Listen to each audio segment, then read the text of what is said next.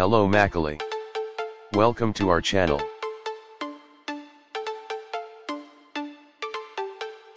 Today Nama, Hyundai Creta Auto Review Pakalam. First Nama engine and transmission Pathe Pakalam. Engine type Pathing and a 1.5 LMPI petrol. Engine displacement Pathing and a 1497 cubic centimeters. Fuel type Pathing and a petrol. Max power output Pathing and a 113.42 bhp at 6300 rpm. Max torque 144.15 Nm at 4500 rpm. Emission norm Pathing and a BS6. Number of cylinders 4 Kudathurikanga. Transmission manual and automatic. Kudathurikanga. Gearbox 6-speed. Drive type Pathing and a FWD. Paddle shift not available in Creta. Next performance and fuel economy Pathe Pakalam. 20 to 80 kmph, kickdown, 5.55 s. Braking, 80 to 0 kmph, 26.05 meters. Braking, 100 to 0 kmph, 40.12 meters. Mileage, array, 16.8 kmpl. Next Nama brakes, steering, suspension and tires Pathe Pakalam. Suspension front McPherson strut with coil spring.